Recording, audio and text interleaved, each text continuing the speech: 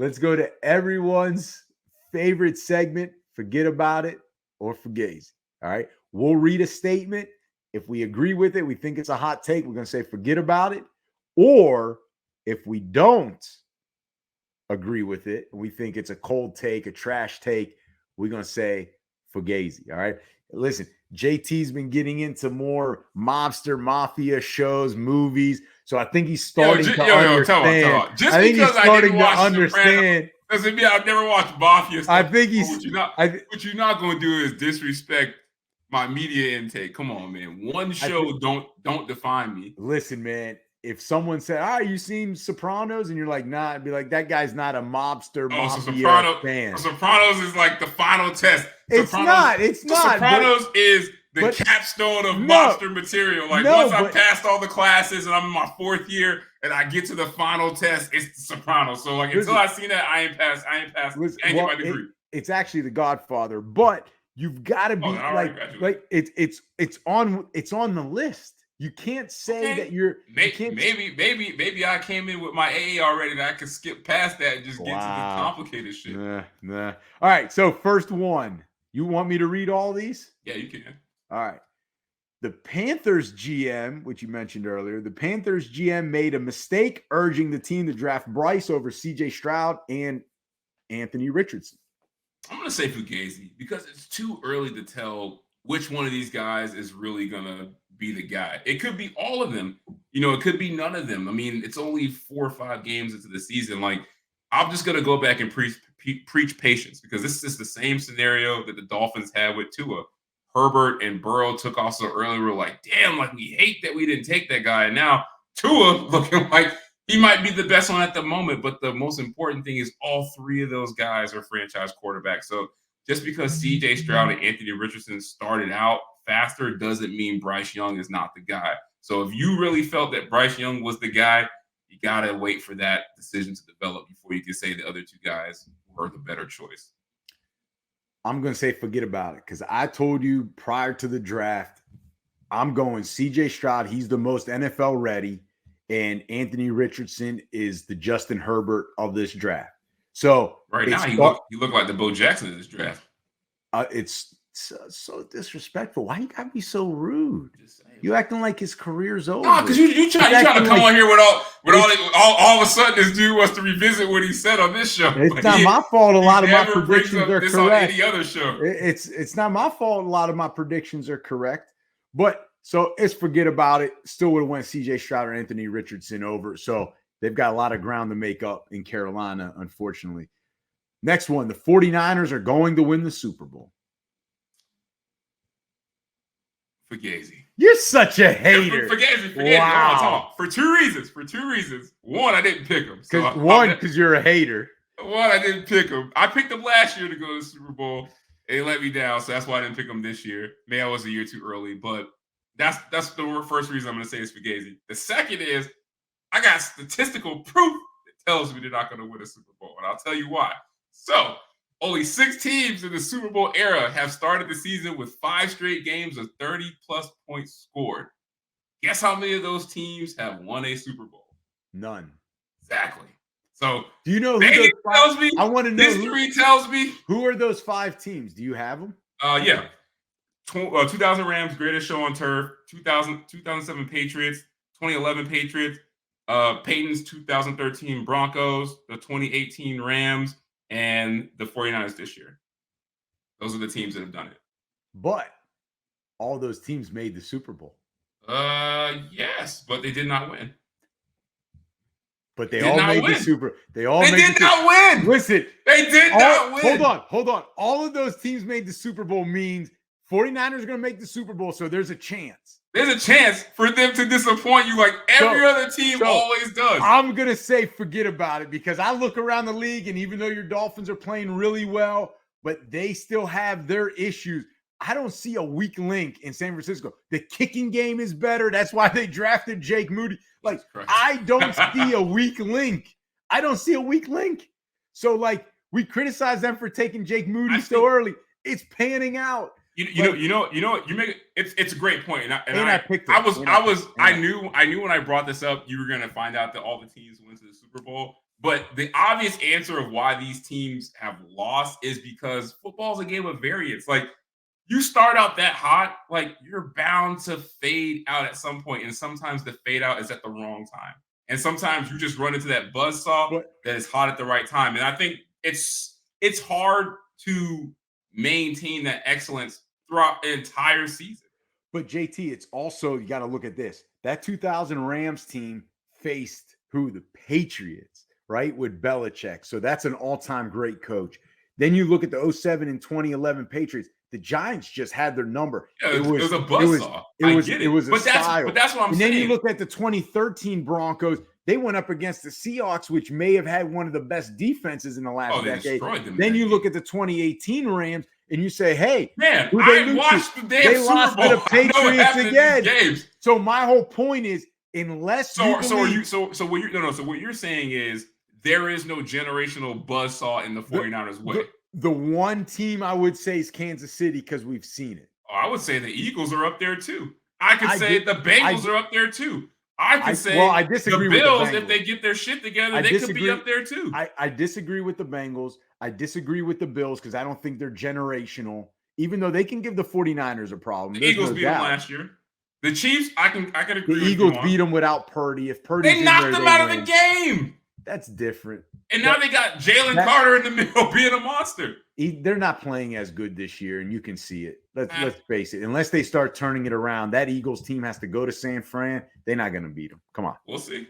All right, next one. MLB playoff games during the day, early on a weekday, is a horrible idea. So I know I put that question in there, but I didn't think about this. Are you talking about as far as like watching it on TV or people actually going to the game? Which answer is more important to you? I have a different take on it. So you answered the way you want it. All right, I answered both. For me, watching it at home, I don't got a problem with it. Yeah, because you work from home, you live in the mansion, you're on a permanent vacation, you're working out in your gym. I have a job. State-of-the-art facility in your house with the big screen. How big is it? 72 inches now, the big screen? Hey man, you want to show them my tax returns too? See? Jesus. See? Are you wearing a wire? See? Damn. But no, we're just recording this, so watch what you say. I feel like anytime you get sports during the week, like during the day, it's like when we have those NBA games during like the MLK stretch. Like we love it. It's like, oh, like the game starts at noon. You know, if I'm home, I can watch it. So that aspect, I have no problem with it. Going to the games live, I do think it's a mistake because not every market that has an MLB team, that city is built for people to get to this game during the day. So like take Boston or some of these really big cities that have like really good public transportation and like everything is really close together. Yeah, it works out for them because I can be like, you know what? I'm taking off from work.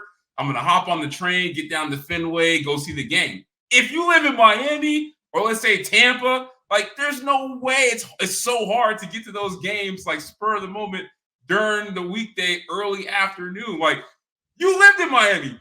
How hard was it for us to go to a Marlins game during the week at night? Like if the game starts at 7, we gotta leave by 5 and hope we get there after like the first 3 pitches have been thrown. I remember coming to pick you up for the a Monday Night Football game, the opener, Patriots Dolphins. It took me 2.5 just to get to you. And then like another hour, half hour. Is that the game where Wes Welker scored like a 99-yard touchdown? Exactly. I believe how long it took you all that time. This is a night game. People are already off work. It just took you so long just to come up to get me to go over to the stadium. I just think it just depends on the market and what the travel scenario looks like. TV, I don't care. In-person attendance, I do think the weekday games for playoffs do affect certain teams just based on where they're located. I went a different route. I say both Fuhgettaboutit and Fugazi.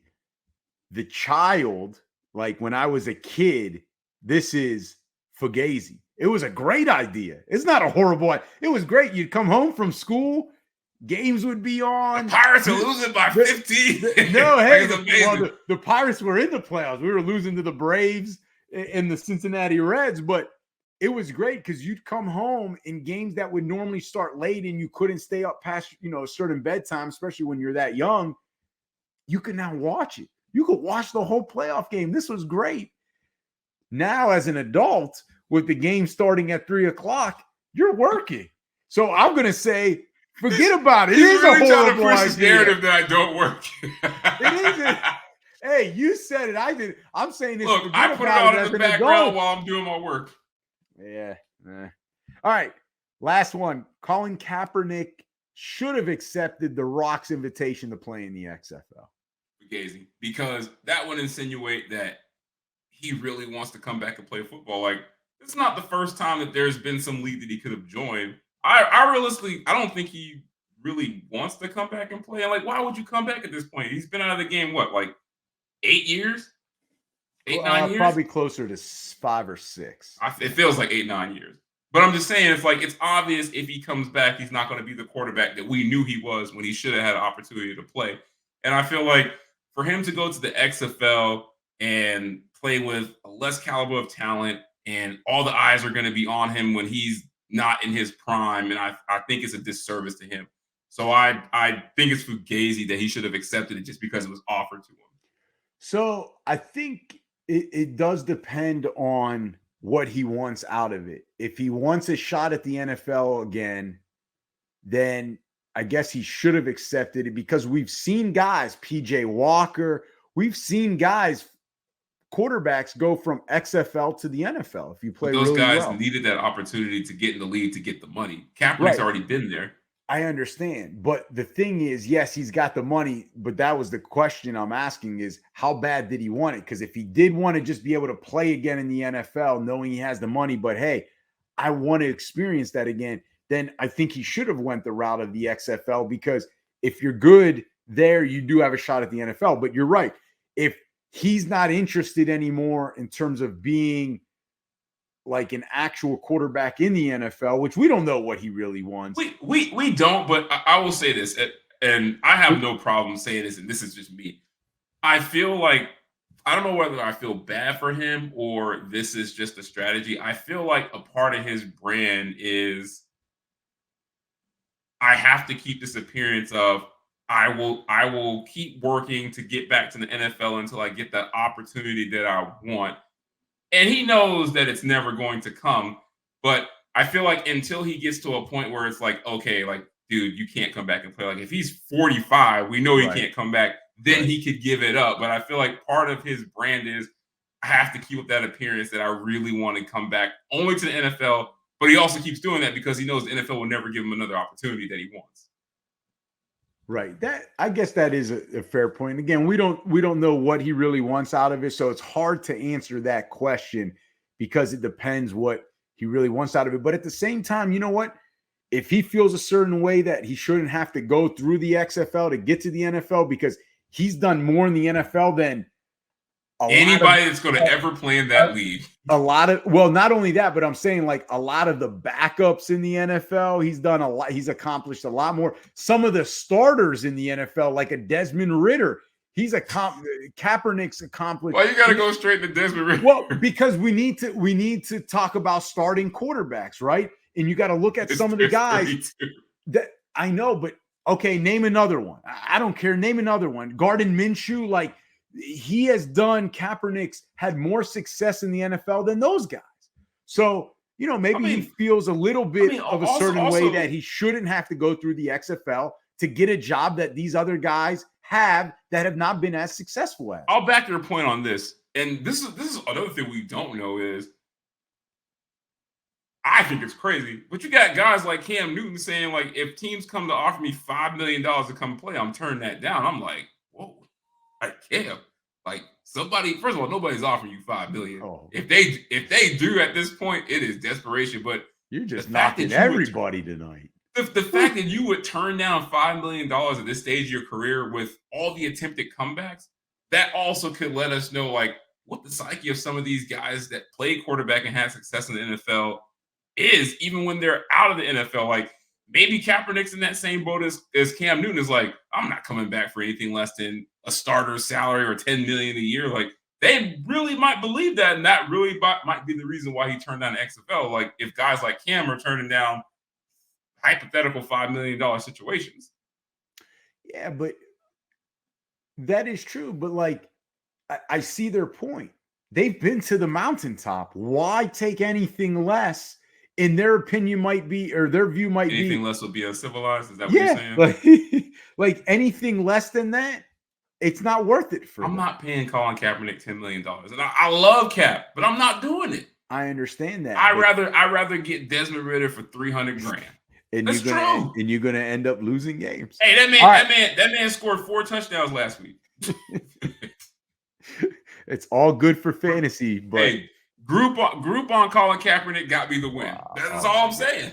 Oh my god. You are so hard. I'm glad the listeners and viewers are seeing the real JT tonight. All right. They see me every week, buddy. Let's go weekend predictions. Our favorite segment to close. I know this shit is rigged. No, it's not. You're in the lead. It is. First of all, I don't even know the games you picked, and I know that the amount of games determines on your record. We know what you're doing. So this dude is gerrymandering the picks so he can win. Listen to these records. All right, college football. You're in the lead at 11-6. Then our college football expert, Coach C, at 9-8.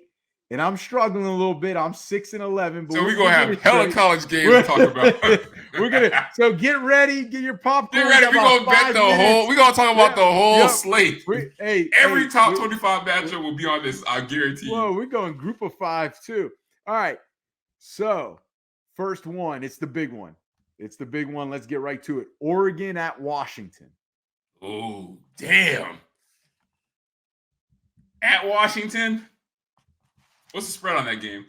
I know you got the info. Don't worry about it. What's the line on the game, I'm not giving you any help. I don't know anything.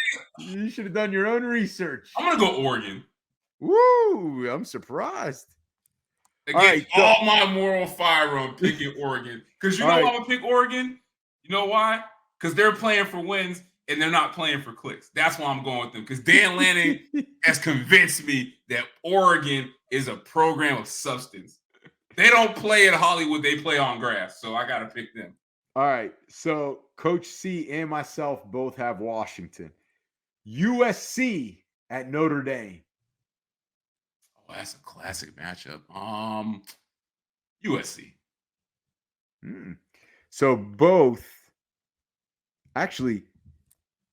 you and Coach Connor got USC. I'm going to go Notre Dame. I don't be trying to switch your answers based on. I think they have the bounce back game. I think they have the bounce back game. Why you didn't give me the answer. You didn't give me the questions this week because you're trying to cheat. I don't know what you're talking about. All right.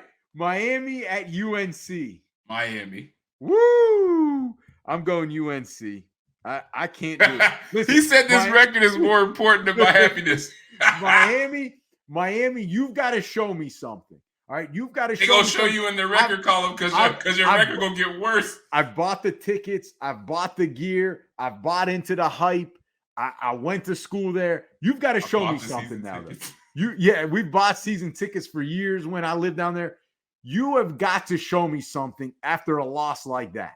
Until you show me we're different than in the past, I'm going to go what history has shown us, and I'm going UNC. But, of course, I'm going to root for the Canes. But I got a record. I'm just counting on them to lose. I got a record on the line. That's right. I'm about to make 3 games up here.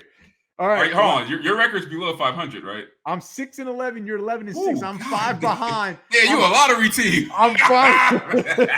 I'm 5 behind. Damn. I'm making up 3 this week. Yeah, you taking for Caleb? Is that what's going on? That's right. All right. 6-11. All right. So Coach C and myself have UNC. You have Miami. UCLA, last one. I'm only doing 4. UCLA at Oregon State. Ooh. What's UCLA's record? They got 1 loss? I think so. They won last week in a big game. At Oregon State? Yep. I'm probably going to go Oregon State. So all 3 of us are going Oregon State on that one. All right. Tell me. Side note about UCLA. Everyone in all the group chats and online always want to talk shit about Miami Hurricanes can't fill up the stands and get people to come there. Yeah, go look at UCLA's game, buddy. Like, ain't nobody going to the Rose Bowl to see them dudes either. So I'm getting tired of hearing about the Canes fan attendance when UCLA got the same shit going on out west. But see, I'll defend UCLA because I don't think their fans ever say that because they're in the same situation as Miami. They don't play on an on-campus stadium. They play in a major city. They play in a city with an NFL team. And Pasadena is far. Yeah, those are I don't know if you ever taken the drive to Pasadena, but that's not close. Is. Right. So you've got 3 right there. They actually have 2 NFL teams in that market. They have 3 things that go against them. And it's a tourist city like Miami. So those 4 things, like, I don't think any UCLA fan would ever criticize Miami. Real quick, before we go to the NFL game, do you think that USC, I know they would never do this because of the Rose Bowl. Do you think USC and UCLA should consider maybe playing some games at SoFi in the future? No. It's in the city. It's in the city. But if USC is good, fans will go to the Coliseum. I get that, but I mean, I think UCLA maybe maybe UCLA, maybe UCLA. Maybe. It's a better fan experience. But USC, no, I wouldn't do it, because that would be like leaving the Orange Bowl to go to, Hard Rock, saying it's a better stadium. Okay, yeah, I get it. The location, though, you're right. The location's the opposite. Miami went out of the city, whereas USC or UCLA or USC would be going into the city. But it's like Miami, though. If USC and Miami are good, they're selling out Hard Rock in the Coliseum. We're gonna find out on Saturday how good we are. Well, yeah, but we're on the road. All right, NFL. So we got King Ken in the lead. He's got a 9-3 record, JT. Then you've got yours truly, me, at 7-5. I'm in second. And you're 2 games. We will be talking about 2 games. And you actually won. You're 6-6. This last week killed me. You went 0 right. Yes, you went 0-3 last week. All right, so we're doing 3 games here again. Do it. Ravens versus Titans. Who you got? Ravens. Ooh, okay. My Super Bowl pick. Ooh, this is a tough one for me. We don't have King Ken's picks in yet. We'll get them prior to Sunday. But I think, man, this is a tough one. Because you hate the Ravens and you don't want them to win. So just say the Titans. I'm gonna go Ravens, because I think coming off that Steeler loss, they bounce back. I just don't want this guy to catch me. 49ers at Browns. Who you got? 49ers. Man, this is another tough one. Listen to, what would you think the line is on this game? Oh, I know it's gonna be like, it's probably like -3 or something. It's at Cleveland. -3 in favor of San Fran. Yeah, I think San Fran's like -3 or 4. It's actually -7 in favor of San Fran. That seems like a lot to be giving on the road in the NFL. I think the line's going to get more on San Fran's side by the time Sunday comes around. That's a lot. I mean, that is a lot. I'm going to go San Fran, but I'll tell you what. This could be a game that sneaks up on San Francisco. They come off a Sunday night game against Dallas. Can I cheat? The game's not going to sneak up on them because Deshaun Watson's not going to play. He's still not healthy. That's what's going to happen. He's not going to play. He's still not healthy? No. All right. Last one. Monday night game. Cowboys at Chargers. Cowboys. The Chargers are going to melt down in epic fashion on prime time. I'm going to go Chargers on that one. I'm going to go Chargers. I think I told you what was going to happen. They're going to go 2-2. They don't fire Staley. It happened. Once again, the Dawn of Sports predicts the future. But I'm going to go Chargers. He's like, I told you a coach wouldn't get fired mid-season with a 500 record. Nostradamus. You thought they were going to go 0-4. They honestly, if the Vikings weren't taken for a quarterback, they might have.